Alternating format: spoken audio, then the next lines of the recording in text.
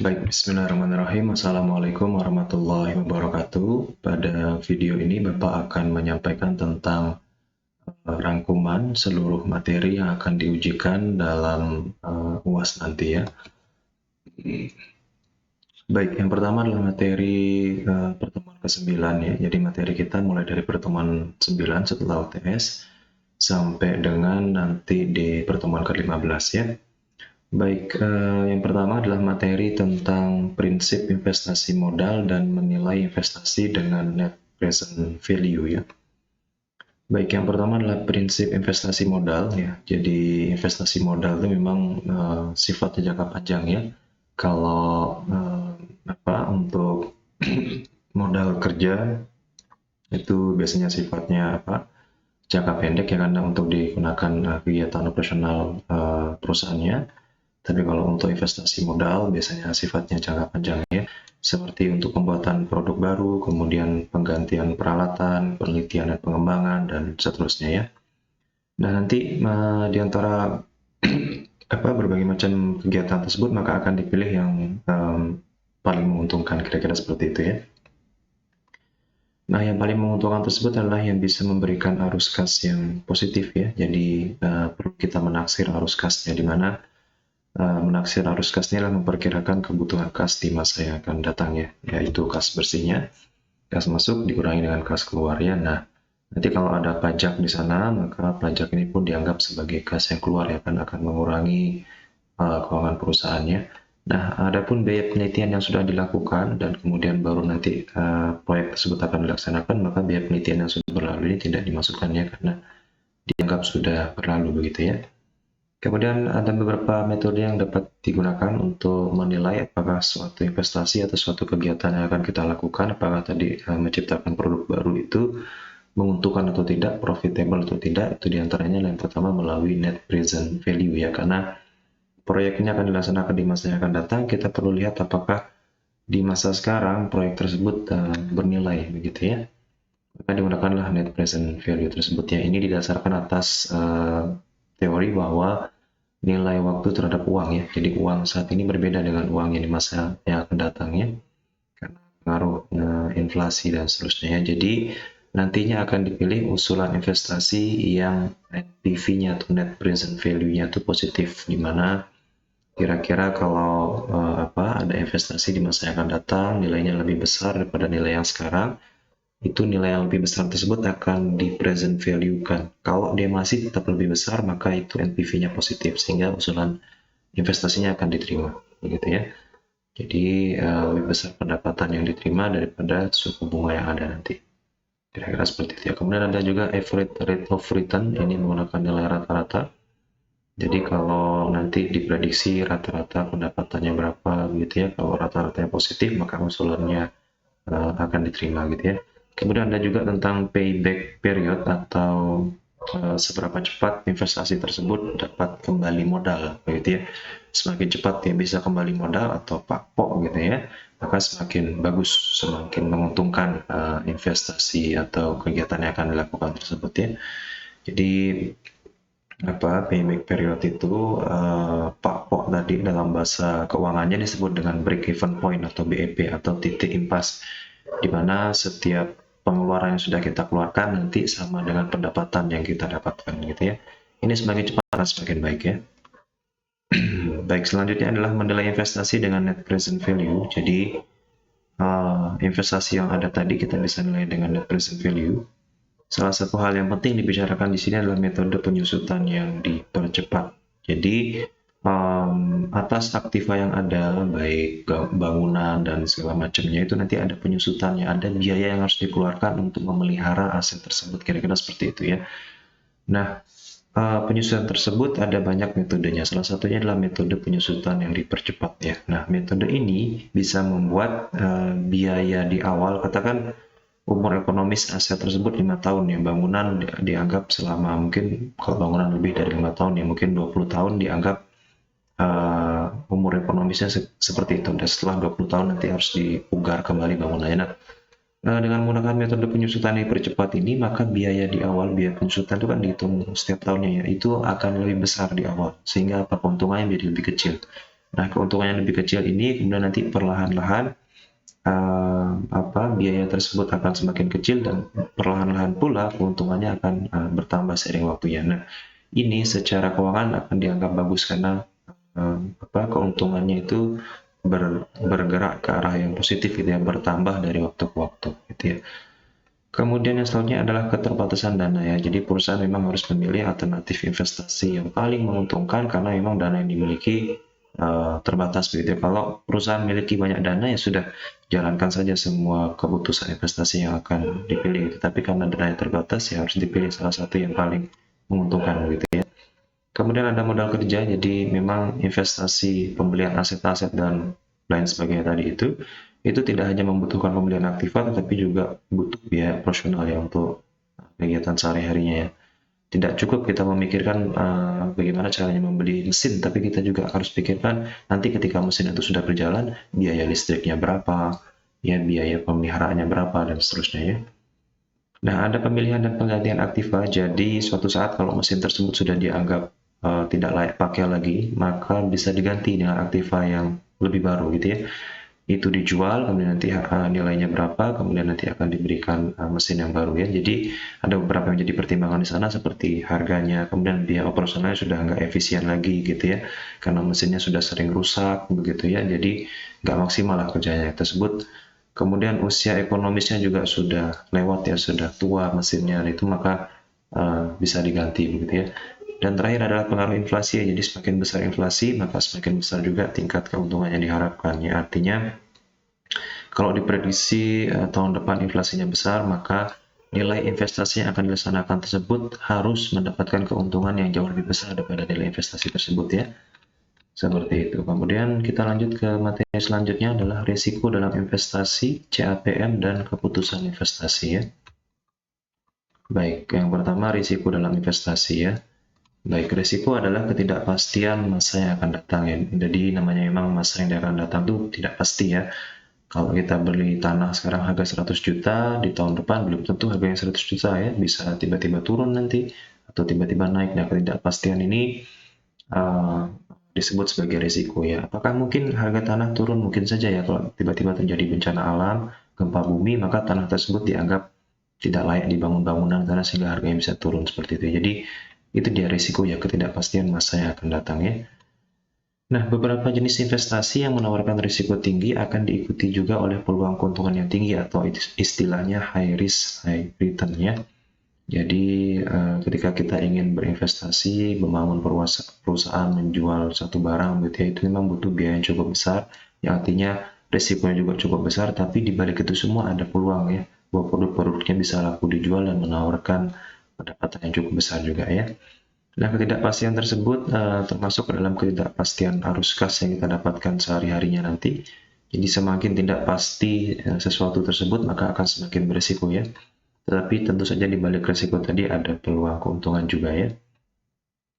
Nah, kalau seandainya nanti perusahaan bakal menggunakan utang ya untuk membiayai beberapa kegiatannya, katakan membeli mesin dia berutang nanti, maka utang ini pun bisa meningkatkan ketidakpastian ya, karena belum tentu nanti perusahaan bisa membayar utang-utang tersebut ya, karena utang ini kan terdiri dari pokok pinjaman plus bunga begitu ya. Jadi meningkat resikonya ya, karena harus membayar utang tersebut ya. Kemudian risiko proyek, kalau risiko proyek ini bisa dilihat dari standar deviasinya ya. Jadi semakin proyek tersebut semakin berfluktuasi, tahun ini untung, tahun besok rugi, besok untung lagi. Nah, itu semakin berfluktuasi dia, maka semakin berisiko ya. Risiko apa? Proyek-proyek yang cenderung stabil itu biasanya proyek-proyek yang risikonya cukup rendah ya. Kemudian ada CAPM dan keputusan investasi. CAPM inilah Capital Asset Pricing Modelnya. Ini adalah satu teori yang biasa digunakan untuk menentukan keputusan investasi, bahwa investasi ini layak kita investasi di sini atau tidak. Itu salah satu teorinya bisa menggunakan yang namanya CAPM ini ya.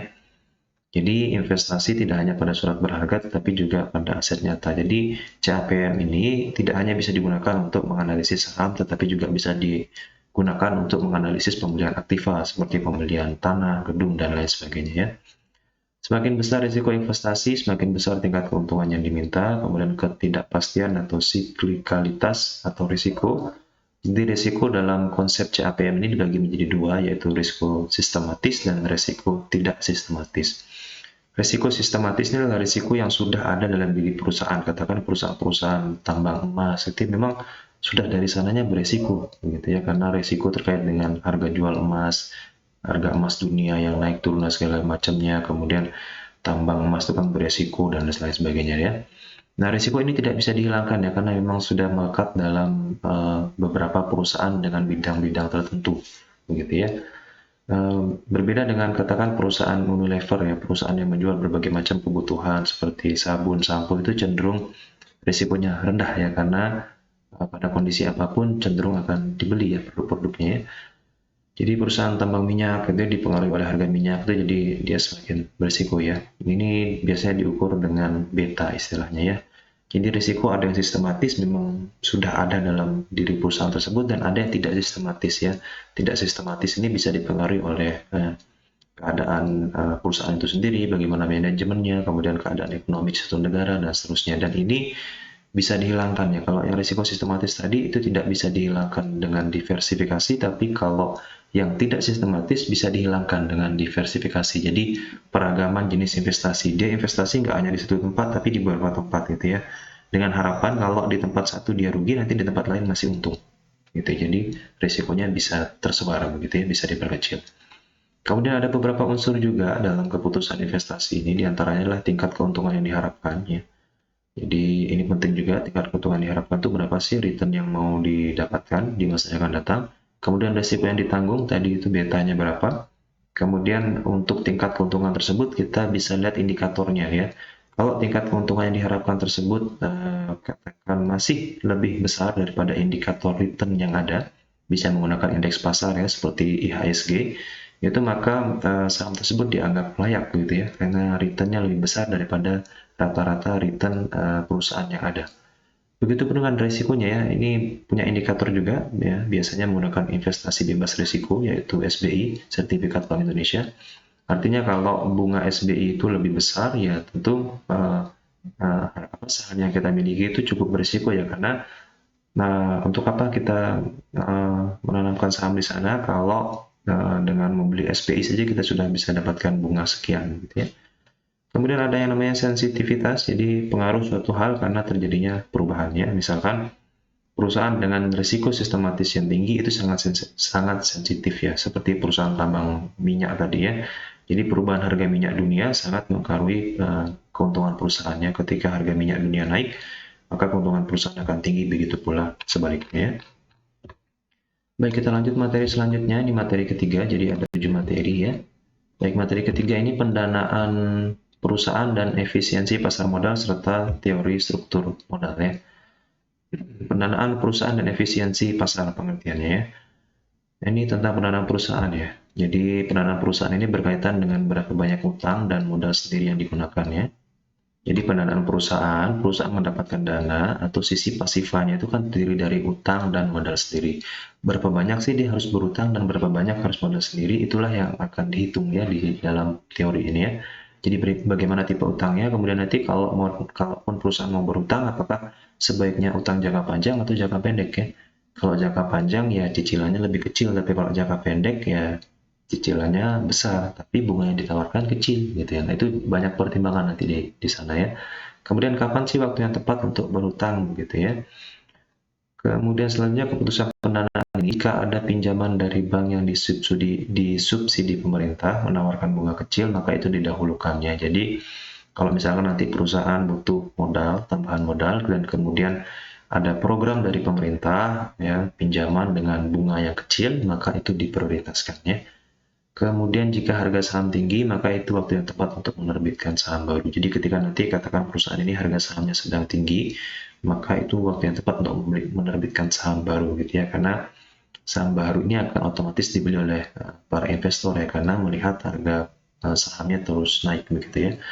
Kemudian ada pasar modal yang efisien ya. Pasar modal yang efisien atau bursa efek yang efisien ini adalah pasar yang harga sekuritasnya telah mencerminkan semua informasi yang ada. Jadi informasi yang tersebar itu merata ya, tidak ada informasi yang ditutup-tutupi begitu ya.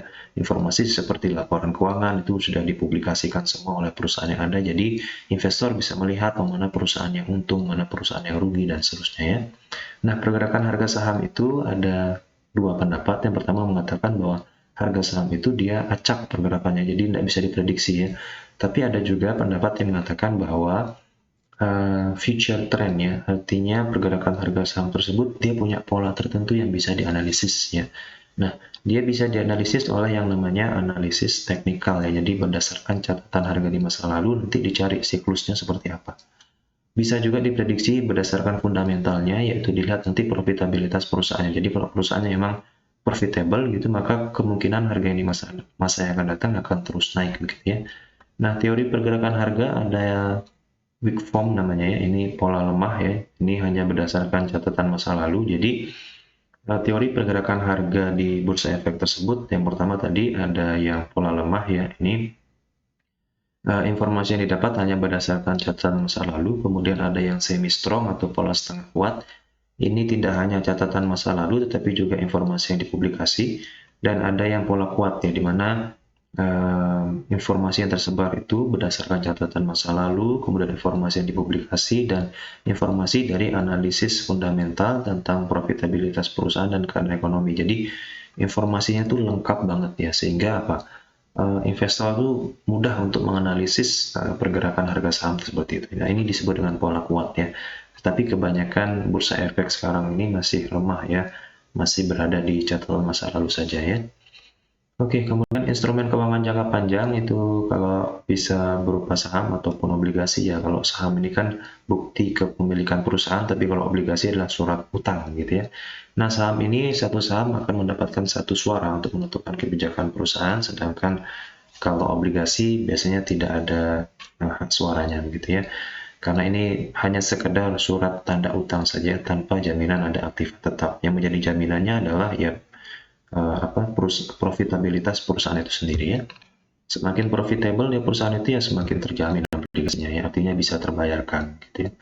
Kemudian ada teori struktur modal ya, mulai dari pengertian apakah ada pengaruh perubahan struktur modal terhadap nilai perusahaan. Jadi kalau struktur modalnya dirubah, modal sendirinya katakan 50%, nanti utangnya 50%, atau diubah-ubah komposisinya nih, modal sendiri 70%, mungkin nanti utangnya 30%. Nah, ini apakah bisa membawa perubahan terhadap nilai perusahaan? Nah, itu dianalisis melalui teori struktur modalnya. Nah, teori yang pertama yang tradisional ini mengatakan bahwa hutang itu justru harus sebanyak-banyaknya ya. Kalau bisa 100% utang, 0% modal sendiri begitu ya.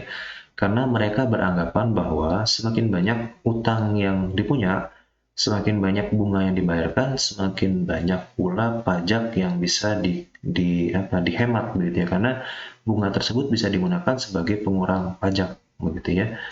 Jadi teori yang pertama, pendapat tradisional ini mengatakan bahwa hutanglah sebanyak-banyaknya begitu ya. Nah, kemudian teori yang kedua menyatakan tentang keseimbangan ya, bahwa kalau kita menggunakan hutang terlalu banyak itu kan ada resiko gagal bayar ya. Jadi belum tentu kita bisa membayar semua utang yang ada tersebut ya. Ada resiko gagal bayar gitu ya. Kemudian oleh sebab itulah penggunaan utang dibatasi di sini, jadi tidak sebanyak-banyaknya ya. Jadi kenapa? Karena kalau perusahaan dengan utang yang tinggi itu dia sulit mendapatkan pinjaman kembali dari bank, karena ya baru dapat pinjaman baru gitu ya, karena pinjaman lama saja belum diselesaikan gitu ya. Kemudian ada yang namanya packing theory, ini sesuai urutan tertentu. Jadi struktur modal itu diurutkan berdasarkan kriterianya si packing theory ini gitu. Yang pertama adalah utamakan dulu, diprioritaskan dulu modal sendiri. Ya, modal sendiri ini bisa memang modal yang dikeluarkan dari awal, modal awalnya, atau dari laba ditahan juga. Ya, jadi ketika perusahaan mendapatkan laba, laba ini ditahan, diputar kembali begitu ya, menjadi modal sendiri. Nah, ini paling aman ya, karena tidak ada resiko apa-apa karena modal sendiri. Kemudian kalau nanti dirasa kurang, barulah dia mengambil dari eksternal, yaitu modal asing. Itu pun diambil yang paling sedikit risikonya ya. Pertama, utang obligasi, ya surat utang tanpa jaminan tertentu ya, karena mengeluarkan surat tanda utang ya. Kemudian bisa menggunakan saham juga ya. Dan terakhir mungkin nanti utang dari pihak perbankan gitu ya. Jadi perusahaan yang profitnya tinggi cenderung punya utang yang sedikit ya dan tidak memerlukan pendanaan eksternal. Jadi eh, menurut packing teori ini perusahaan yang profitable ya, yang untungnya banyak itu karena untungnya sudah banyak dia nggak perlu utang lagi begitu ya, karena dengan modal sendiri saja sudah mencukupi seperti itu ya. Oke, baik, selanjutnya adalah tentang berapa banyak utang ya. Oke, berapa banyak utang yang akan digunakan dan kebijakan dividennya. Oke, jadi utang itu memang bagus ya karena bisa memberikan manfaat untuk perusahaan. Jadi perusahaan nanti bisa beli mesin, mesinnya bisa produksi barang, barang yang dijual dapat keuntungan. Tapi di sisi lain juga ada risikonya, yaitu risikonya adalah tidak bisa bayar tadi. Nah, maka berapa banyak utang yang harus digunakan itu harus dihitung betul-betul ya. Jadi memang betul ketika kita berutang nanti ada bunga yang kita bayar dan bunga itu dapat mengurangi pajak ya, tetapi dipertimbangkan pula unsur resikonya tadi gitu ya. Yang pertama adalah ada kecenderungan rasio utang perusahaan-perusahaan yang terdaftar di bursa itu dia tinggi ya. Jadi kebanyakan perusahaan-perusahaan yang terdaftar di bursa efek itu memiliki utang yang banyak ya, karena dengan utang yang banyak tersebut bisa dikelola dengan baik, asalkan bisa dikelola dengan baik, dia akan bisa menaikkan laba perusahaannya. Dan orang-orang para investor akan berpendapat bahwa perusahaan ini kalau emang manajemennya baik, tidak apa-apa dia berutang banyak karena utang tersebut akan dikelola dengan baik dan pada akhirnya menghasilkan laba perusahaan dan ujung-ujungnya juga nanti harga sahamnya akan meningkat, begitu ya. Oke, kemudian ada yang namanya basic earning power ya. Ini beberapa hal yang perlu diperhatikan ketika dalam keputusan pendanaan ya. Basic earning power dan return on equity ya. Jadi penggunaan utang itu dibenarkan selama diharapkan dapat menghasilkan keuntungan. Jadi kalau utang tersebut memang digunakan untuk hal-hal yang produktif, maka silahkan boleh berutang. Gitu. Tapi kalau untuk hal yang konsumtif ya sebaiknya jangan, gitu ya. Karena nanti penghasilan yang didapatkan dari utang tersebut akan digunakan untuk membayar pokok pinjaman dan bunga pinjamannya tadi tersebut ya. Jadi boleh hutang asalkan produktif gitu ya. Kemudian perlu juga dipertimbangkan likuiditasnya ya. Jangan terlalu banyak utang tetapi nanti malah nggak bisa bayar gitu ya. Dan pada akhirnya perusahaan harus dilikuidasi. Aset-asetnya dijual pakai bayar utang. Jangan sampai seperti itu ya. Kemudian karena begini ya, angsuran pembayaran utang ya itu kan sifatnya tetap harus dibayar setiap bulannya, baik pokok pinjamannya maupun bunganya. Sedangkan pendapatan perusahaan itu kan tidak tetap ya, kadang iya sekarang dapat penjualan, kadang bulan depan nggak dapat gitu ya. Jadi harus dipertimbangkan ya, karena itu ketika kita berutang akan ada biaya tetap yang muncul di sana ya, itu tetap setiap bulan harus bayar angsuran tersebut ya. Kemudian ada juga namanya biaya modal, jadi perusahaan yang terjaga likuiditasnya akan dianggap baik dan dapat meminjam kembali di bank dengan yang bunga yang lebih rendah ya. Jadi perusahaan harus menjaga likuiditasnya dengan baik, harus dia bisa membayar setiap utang-utang tersebut secara tepat waktu sehingga pihak perbankan akan menganggap bahwa oh perusahaan ini bagus nih, sehingga kelak ketika mau minjem lagi dia dikasih minjem bahkan dengan bunga yang lebih rendah, begitu ya.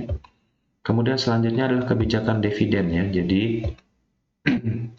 nah, ketika perusahaan tadi sudah menggunakan utang dan pada akhirnya mendapatkan laba, laba perusahaan ini ada dua kemungkinan. Yang pertama dibagi-bagikan kepada para pemegang sahamnya. Nah, pembagian keuntungan atau laba perusahaan disebut dengan dividen, atau dia laba ditahan, jadi diinvestasikan kembali. Itu bisa ya. Nah, ada beberapa kontroversinya juga di sini. Yang pertama adalah dividen itu sebaiknya dibagikan sebesar-besarnya ya, karena semakin dibagikan para pemegang saham akan semakin sejahtera begitu, dan para calon investor yang lain bakalan terpengaruh untuk membeli saham tersebut karena wah enak nih karena dibagi-bagiin dividen besar gitu ya, sehingga peminat saham tersebut banyak dan pada akhirnya harga sahamnya akan naik begitu ya. Kemudian pendapat yang kedua mengatakan bahwa dividen ini mau dibagikan, mau tidak dibagikan juga nggak pengaruh apa-apa gitu ya. Nah, pendapat yang ketiga mengatakan bahwa dividen ini harus dibagikan sekecil-kecilnya. Karena apa? Laba yang didapat tadi harus diputar kembali ke perusahaan ya, dipakai dipakai buka cabang yang baru lah supaya supaya menghasilkan laba yang lebih besar lagi di tahun berikutnya gitu ya. Kemudian ada pendapat yang mengatakan residual decision. Jadi kalau ada kesempatan investasi, ada kesempatan buka cabang baru gitu ya, karena produknya sudah cukup laris, ya silahkan, maka labanya ditahan, nggak usah dibagi-bagi gitu. Kalaupun nanti masih ada sisanya setelah dia buka cabang baru dan masih ada sisanya, sisanya itulah yang akan dibagikan menjadi dividen tadi ya.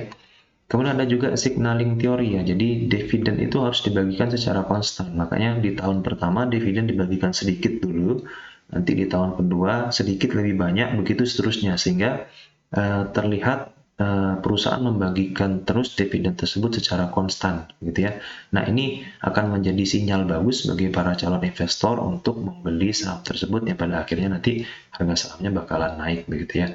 Nah, jumlah dividen yang dibagi itu adalah sebesar laba setelah pajak ya. Jadi setelah pajaknya dikurangi, barulah sisa labanya itu yang akan dibagikan menjadi dividen atau laba ditahan tadi ya.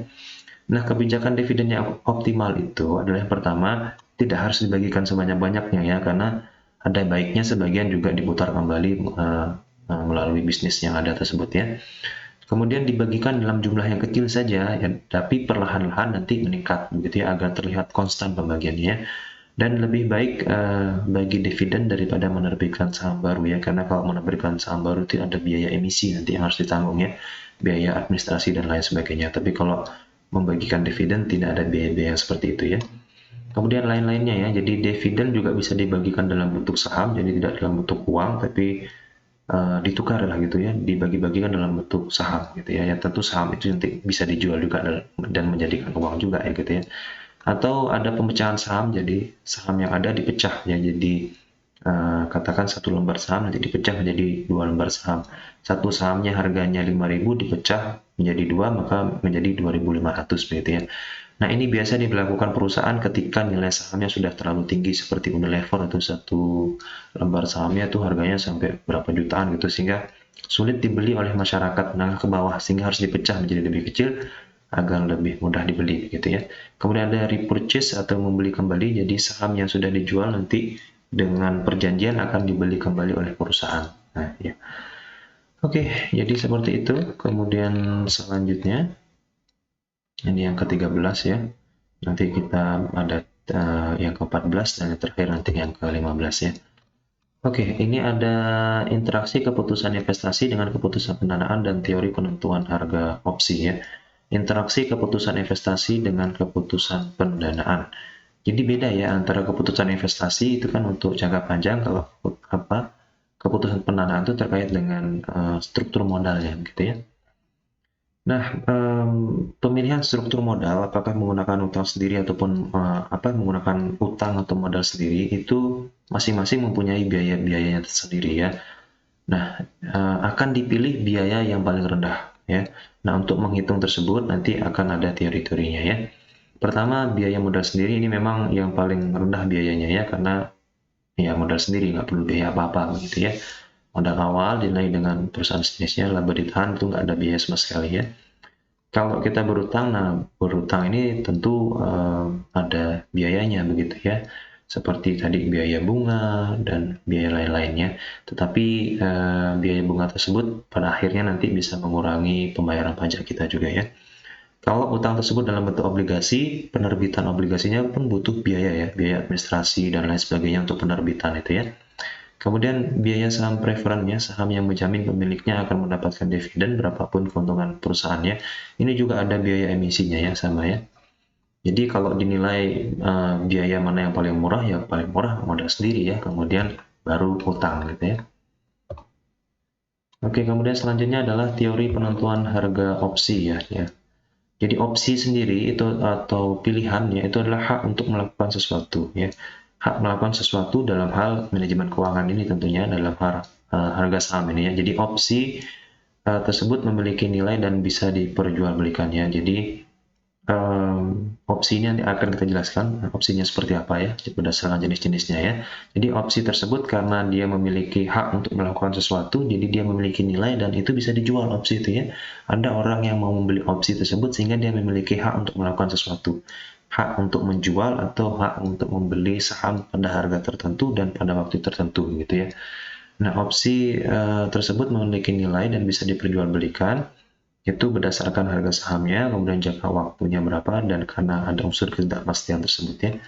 Nah, ini dinamakan instrumen derivatif turunan karena ada dia setelah membeli instrumen tertentu. Jadi setelah kita beli saham, baru kita bisa membeli opsi ini ya. Jadi kalau langsung beli opsi nggak ada sahamnya ya percuma, nggak bisa digunakan begitu ya. Nah, opsi ini kalau kita beli maka dia akan menghilangkan hak kita untuk mendapatkan dividen ya. Jadi kalau sudah punya opsi ya nggak bisa dapat dividen, harus milih salah satunya, kira-kira seperti itu ya. Nah, opsi ini ada dua, ada call dan ada put ya.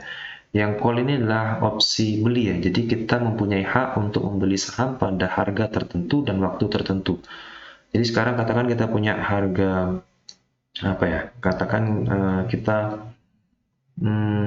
mau membeli saham ya di masa yang akan datang. Kan kalau di masa yang akan datang itu ada kemungkinan untuk berubah harga sahamnya. Katakan harga saham 1000, boleh jadi dia jadi 1100 atau bisa jadi turun menjadi 900. Nah, dengan punya hak membeli saham ini atau hak call ini, opsi beli ini, maka kita punya hak untuk membeli pada harga tertentu. Katakan harganya 10.000 ya, sudah kita bisa beli dengan harga 10.000 walaupun nanti harga di pasar itu katakan 11.000. Jadi tetap kita beli dengan harga 10.000 ya, karena kita punya hak untuk membeli tersebut ya. Ini keuntungannya. Jadi berapapun nanti harga pasar terhadap saham tersebut ya tetap kita bayarnya 10.000 tadi ya.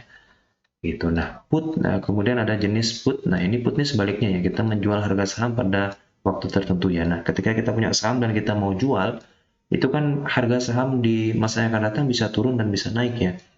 Katakan kita kalau kita mempunyai hak menjual ini, maka kita bisa menjual pada harga tertentu.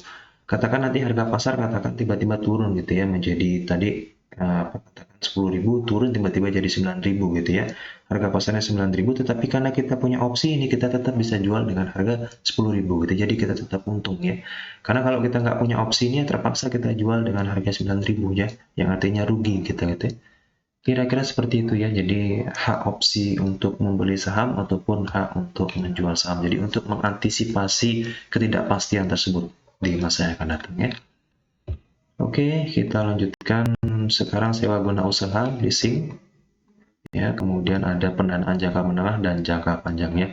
Sewa guna usaha, jadi pembelian aktiva, kalau kita mau beli aktiva, mau beli mesin dan segala macam itu ternyata tidak harus beli ya, karena kita bisa menyewa. Nah, nyewa itulah menggunakan sewa guna usaha ini atau leasing tersebut ya. Nah, sewa guna usaha ini ada jangka waktunya, baik jangka waktu pendek maupun jangka waktu panjang ya. Kalau jangka waktu panjang, maka yang dipertimbangkan nanti periode sewanya itu berapa lama, kemudian jumlah pembayarannya, apakah ada opsi memperpanjang sewa gunanya tadi, ataukah bisa dibeli setelah sewanya selesai, kemudian biaya pemeliharaannya siapa yang menanggung, dan seterusnya gitu ya. Nah, bentuk-bentuk sewa guna usaha itu yang pertama adalah sale and lease back namanya ya. Jadi kita aslinya sudah punya mesin tersebut ya, tapi karena kita lagi butuh dana, ya sudah kita jual mesin tersebut kepada perusahaan sewa guna usaha ini. Kemudian karena kita sudah jual ke dia, sudah jadi milik dia, kemudian kita sewa kembali ke dia gitu ya, karena aktiva tersebut masih diperlukan gitu. Jadi pada kondisi-kondisi tertentu ini bisa digunakan sale and lease back. Kita punya aset, kita punya mesin, tapi kita lagi butuh duit dan mesin tersebut masih kita perlukan. Jadi ya sudah kita jual ke dia dan nanti kita sewa kembali. Begitu ya. Kemudian ada namanya direct leasing. Jadi perusahaan leasing membeli aktiva kemudian menyewa ya. Ini pada umumnya lah ya. Jadi perusahaan leasing itu nanti dia beli mesin, kemudian ketika dia sudah punya mesin disewa-sewakan lah ke siapa yang membutuhkan nanti ya. Atau ada leverage leasing namanya. Jadi perusahaan leasing membeli aktiva, membeli mesin tadi dengan utang ya. Itu aja bedanya. Kalau tadi dia beli tunai, kalau ini dia beli dengan menggunakan utang kemudian menyewakannya ya. Oke, selanjutnya pendanaan ya. Pendanaan bisa jangka menengah. Jangka menengah ini jangka waktunya 1 sampai 5 tahun, tapi kalau jangka panjang itu di atas 5 tahun ya. Jangka menengah ini dilunasi secara berkala, kemudian ada barang jaminannya. Kalau jangka pendek biasanya mungkin boleh tidak dengan jaminan, tapi kalau sudah masuk jangka menengah apalagi jangka panjang, maka wajib ada barang jaminannya ya. Kemudian ini juga mewajibkan adanya laporan keuangan secara periodik karena akan dianalisis ya, ini perusahaan masih mampu bayar utang atau tidak ya. Dan ini dapat dilakukan dalam mata uang asing ya, kita bisa mencari pendanaan dari luar negeri ya. Baik, pendanaan jangka panjang itu ada beberapa, seperti kredit investasi yang ditawarkan oleh bank ya. Ini kalau kita melunasinya nanti sebelum jatuh tempo, katakan kita ambil jangka panjang kan 10 tahun ya, ternyata setelah 5 tahun kayaknya kita mampu untuk melunasi semua ya. Ketika kita mau melunasi ke bank dan kita nyatakan, Pak, ini saya melunasi hutang yang 10 tahun ini, saya tidak jadi ngambil 10 tahun, 5 tahun saja saya sudah bisa bayar semua nih. Ketika kita mau melunasi, kita akan kena yang namanya denda atau penalti ya. Kenapa kita kena denda ini? Karena bank dia kehilangan potensi pembayaran bunga. Seharusnya selama 10 tahun itu bank bakalan mendapatkan pembayaran bunga, tapi tiba-tiba kita hanya cukupkan 5 tahun, nah bank kehilangan itu sehingga dia akan mengenakan denda ya. Jadi ini harus dipertimbangkan apakah kalau kita mampu membayar dalam jangka waktu pendek ya sudah kita ambil jangka pendek saja gitu. Tapi kalau tidak bisa ya baru jangka panjang, kira-kira seperti itu ya. Kemudian ada hipotek namanya. Hipotek adalah pinjaman dengan jaminan aset tetap seperti tanah atau gedung gitu ya. Kemudian ada obligasi, surat utang sudah dijelaskan ya. Kemudian ada saham, baik saham biasa ataupun saham preferred ya. Kalau saham biasa ini bisa disertai dengan right atau hak untuk beli saham baru dengan harga yang lebih murah, itu bisa ya. Atau saham preference ini memberikan dividen secara tetap. Jadi kalau kita punya saham preference itu kita tidak ada hak suara untuk voting, tetapi kita mendapatkan dividen secara tetap ya, konstan gitu ya. Kemudian ada go public namanya, jadi perusahaan-perusahaan yang sudah berbentuk PT itu bisa terdaftar di Bursa Efek dan menjual sahamnya dengan syarat-syarat aktifanya harus lebih besar dari 100 miliar, kemudian sudah berdiri minimal 3 tahun dan sudah membukukan laba minimal 1 tahun gitu ya. Baik, selanjutnya adalah materi terakhir tentang merger ya. Baik. Merger, akuisisi, restrukturisasi, reorganisasi, likuidasi, dan keuangan internasional ya. Baik, merger dan akuisisi ya. Jadi merger dan akuisisi ini merupakan bentuk ekspansi atau perluasan perusahaannya. Jadi perusahaan ketika sudah labanya cukup baik, dia bisa ekspansi, dia bisa meluaskan usahanya, baik secara internal dengan menambah aktif-aktifannya, menambah gedung kah dan lain sebagainya, atau secara eksternal yaitu dengan membeli perusahaan-perusahaan lain yang dianggap bakal memudahkan operasional perusahaan. Ya, katakan ada perusahaan tekstil yang membuat baju, dia membeli perkebunan kapas gitu ya, sehingga nanti kapasnya itu akan langsung digunakan untuk membuat tekstil, kira-kira seperti itu ya. Atau menggabung usaha ya, umpama ada supermarket Indomaret dan Alfamart digabung jadi satu gitu, bisa ya, itu untuk ekspansi atau perluasan usaha ya. Yang pertama ada merger namanya. Kalau merger ini jadi satu perusahaan digabung dengan perusahaan lain, katakan perusahaan A digabung dengan perusahaan B begitu ya. Indomaret digabung dengan Alfamart dan bakal menjadi perusahaan baru yang mana perusahaan baru ini diambil dari salah satu perusahaan yang ada tadi. Jadi kalau Alfamart gabung dengan Indomart, nanti hasilnya bisa Alfamart saja gitu ya, atau Indomart saja gitu. Jadi A plus B bisa A atau B gitu ya. Kemudian kalau konsolidasi ini penggabungan perusahaan A ditambah dengan perusahaan B sama dengan perusahaan C nanti. Alfamart digabung dengan Indomart, mungkin nanti namanya Agustus Mart mungkin gitu ya. Jadi pokoknya berbeda gitu ya. A ditambah B sama dengan C. Kemudian kalau akuisisi ini membeli perusahaannya. Jadi perusahaan karena sudah saking besarnya bisa membeli perusahaan-perusahaan kecil yang ada begitu ya.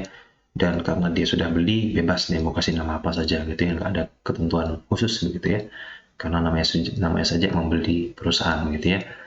Oke, kemudian motif-motif melakukan merger, konsolidasi, dan akuisisi tadi adalah karena lebih cepat kita membeli perusahaan baru daripada harus bangun dari awal begitu ya. Dan penggabungan atau pembelian perusahaan tersebut harus menguntungkan kedua belah pihak atau istilahnya sinergi ya. Baik operating sinergi, di mana nanti setelah perusahaan tersebut bergabung, itu biaya yang dikeluarkan menjadi lebih sedikit karena lebih efisien ya, manajemennya lebih baik begitu ya, dan meningkatkan pendapatannya. Atau financing sinergi, di mana arus kasnya menjadi lebih stabil karena pendapatannya mungkin sekarang lebih banyak daripada sebelumnya, sehingga bisa lancar bayar utangnya ya. Nah, penggabungan kedua perusahaan ini tentu tidak semulus yang kita bayangkan ya.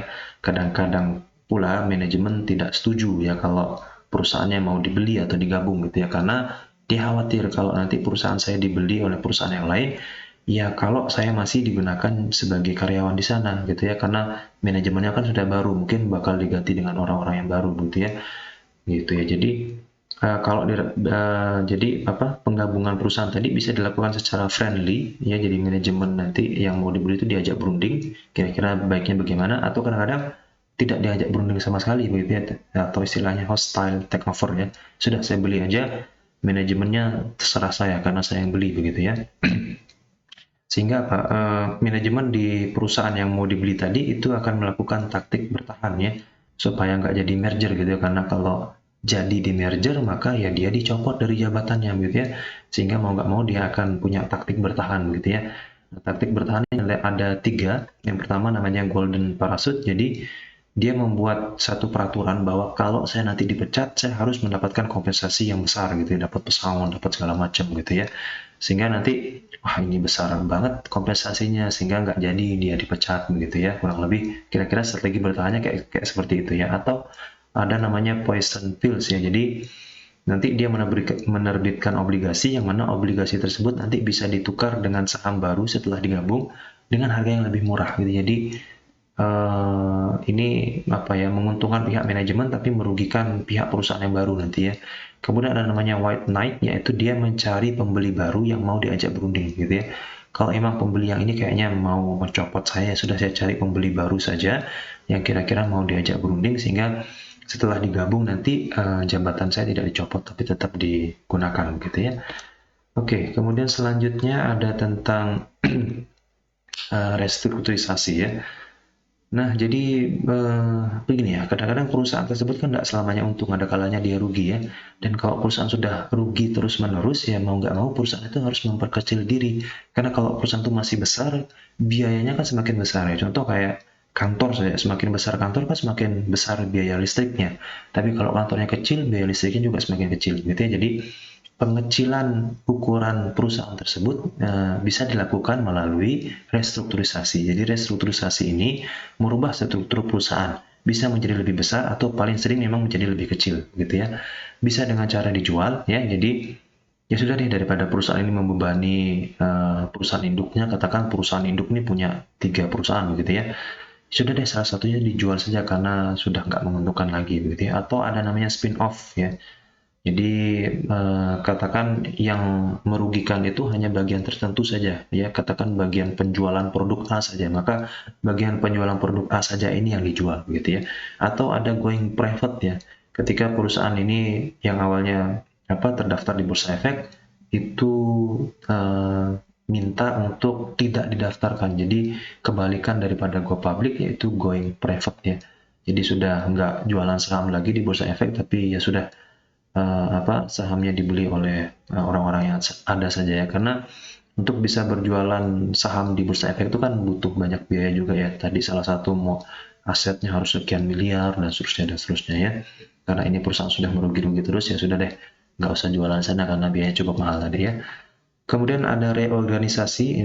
Reorganisasi ini bisa dilakukan dengan pertama melakukan penghematan biaya. Jadi biaya-biaya yang ada, biaya listrik, biaya air, biaya tenaga kerja mulai dihemat, jumlah tenaga kerja mulai dikurangi, kemudian aktiva-aktiva yang ada kayak mobil mungkin kayaknya nggak perlu amat mobil, atau mobil ada 2 ya salah satunya dijual begitu ya. Kemudian unit bisnis yang tidak menguntungkan dijual ya. Katakan kayaknya unit bisnis produk A ini sudah nggak laku lagi, sudah dijual gitu ya. Kemudian menunda ekspansi ya, jadi mungkin kayaknya kurang tepat kalau melakukan perluasan usaha sekarang karena memang perusahaan lagi rugi gitu ya. Kemudian tidak menambah hutang baru ya, jadi hutang yang ada sekarang harus diselesaikan gitu ya, dalam rangka tadi reorganisasi tersebut ya, perampingan perusahaan begitu ya. Kemudian ada namanya likuidasi atau kebangkrutan ya. Jadi kalau prospek perusahaan sudah tidak lagi menguntungkan gitu ya, sudah nggak ada harapan dan sudah nggak bisa diperbaiki lagi, ya sudah dibangkrutkan saja, ditutup, dinyatakan likuidasi ya, dinyatakan bangkrut begitu ya. Dijual seluruh perusahaannya, aset-asetnya dijual, dipakai bayar gaji karyawan atau pesangon, dipakai bayar utang, sudah selesai sudah ya, karena sudah nggak bisa diapa-apakan lagi begitu ya. Nah, kebangkrutan ini ternyata bisa diprediksi ya dari laporan keuangan. Jadi kalau laporan keuangannya dari tahun ke tahun menunjukkan arah yang menurun gitu ya, maka bisa diprediksi suatu saat perusahaan tersebut akan bangkrut begitu ya. Kemudian selanjutnya dan materi terakhir adalah keuangan internasional. Ini berbicara tentang kurs valuta asing, di mana Kalau kita bertransaksi antar negara, maka nanti di sana ada namanya kurs valuta asing ya, di mana biasanya kurs beli lebih rendah daripada kurs jual, begitu ya. Ketika kita mau nuker uang di money changer, $1 itu dihargai 7.000, tapi ketika kita mau beli di dia, $1 itu dihargai dengan 10.000. Nah, nanti selisihnya itulah keuntungan bagi dia ya. Nah, kurs ini kan berubah-ubah dari waktu ke waktu ya. Nah, karena dia berubah-ubah, bisa dilakukan perlindungan namanya. Jadi perlindungan ini adalah kesepakatan untuk membeli dolar dengan harga tertentu di masa yang akan datang ya. Jadi sepakat, katakan seminggu lagi kita beli dolar harga 10.000, walaupun nanti berubah-ubah tetap kita sepakat dengan harga tersebutnya. Itu bisa dilakukan ya. Kemudian pendanaan luar negeri biasa digunakan karena biasanya menawarkan bunga yang lebih murah ya. Tapi perlu juga dipertimbangkan bahwa ada risiko perubahan nilai kurs di sana ya. Boleh jadi nanti kalau nilai kursnya naik ya jumlah utang kita menjadi lebih banyak nanti gitu ya. Kemudian investasi luar negeri ya, kita juga bisa berinvestasi di luar negeri dengan cara uang yang ada di dalam negeri kita di Indonesia ini kita investasikan katakan ke Amerika begitu ya, itu bisa. Atau kita kumpulin dana di Amerika, yang mungkin kita punya perusahaan di Amerika, kita kumpulkan dananya di sana, kemudian kita invest juga di Amerika sana. Atau bisa yang ketiga yaitu kita pinjam dana di Eropa, jadi bukan di Indonesia, bukan di Amerika, tapi pihak ketiga di Eropa, kemudian kita investasi nanti di Amerika. Bisa juga seperti itu ya. Baik, demikian materinya. Terima kasih atas perhatiannya. Mudah-mudahan bisa dipelajari dengan baik dan membantu untuk mempelajari materi untuk ujian akhir semester nanti ya. Baik, terima kasih. Assalamualaikum warahmatullahi wabarakatuh.